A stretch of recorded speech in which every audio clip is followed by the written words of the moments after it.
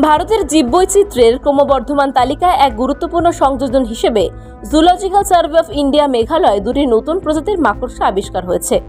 উভয় প্রজাতি স্যালসিডি পরিবারভুক্ত। এই নামটি এসছে পুরুষ মাকড়সার প্যালাল ফিমারে থাকা বিশেষ দাঁতের মতো উঁচু অংশ থেকে, যা প্রজাতি পরিচয়ের একটি গুরুত্বপূর্ণ মরফোলজিক্যাল বৈশিষ্ট্য। দ্বিতীয় প্রজাতি অতি বিরল ওরিয়েন্টাল জোনাস ক্যাটিলাস এর ভারতীয় গোষ্ঠীর মাত্র দ্বিতীয় প্রতিনিধি।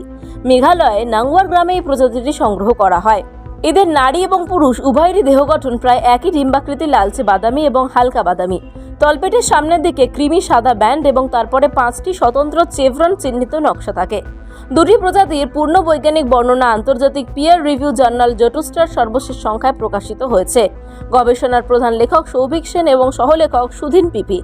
জেএসআই এর ধৃতি বন্দ্যোপাধ্যায় বলেন, নতুন নতুন আবিষ্কারগুলি প্রমাণ করে উত্তর পূর্ব ভারতে আরও বিস্তৃত বৈজ্ঞানিক জরিপ চালানো কতটা জরুরি। মেঘালয়ের বন, পবিত্র অরণ্য এবং ক্লিফগুলি অমূল্য পরিবেশগত সম্পদ, আর সেখানেই এবার মিলল নতুন প্রজাতির মাকড়সা।